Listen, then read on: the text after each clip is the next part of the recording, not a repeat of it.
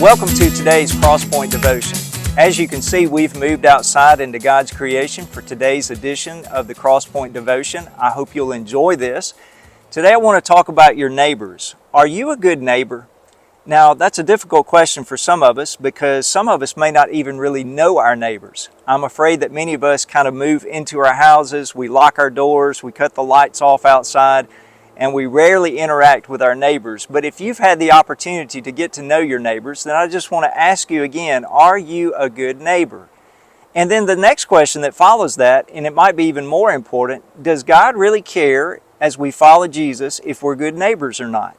And I think the answer is overwhelmingly yes, God cares, because as we follow Jesus, one of the best ways for us to show the kingdom of God, to be salt and light, is in our neighborhood, because that's where we live 24 hours a day, 7 days a week. Well, I know not 24 hours a day because some of you have to go to work, but for a lot of us, we spend the majority of our time in our neighborhoods, and it's a great place for us to be salt and light to our neighbors. Well, we come to Proverbs chapter 26, and there are some interesting things that are said about being a good neighbor, a godly neighbor. Let me read those verses for you. A person who is passing by and meddles in a quarrel that's not his is like one who grabs a dog by its ears. Like a madman who throws flaming darts and deadly arrows, so is the person who deceives his neighbor and says, "Oh, I was only joking." There are two little principles about being a good neighbor found in these three verses. The first one is this: mind your own business. That seems like a very simple admonition, a little simple instruction, but for many of us, we have a tendency to want to get into other people's affairs. We want to get into their business. And this verse reminds us that if you do that, it's like grabbing a dog by its ears and swinging that dog around, which is going to make the dog extremely mad, and he may bite you. Now listen again to what it says in verse 17. A person who is passing by and meddles in a quarrel that is not his is like one who grabs a dog by its ears. Sometimes you and I might be guilty of getting into other people's business when we just need to mind our own business. And part of being a good neighbor is minding your own business. But number two, the second thing is, don't be mischievous or mean-spirited toward your neighbors. You need to do the right things. You need to do the nice things. You need to always tell the truth.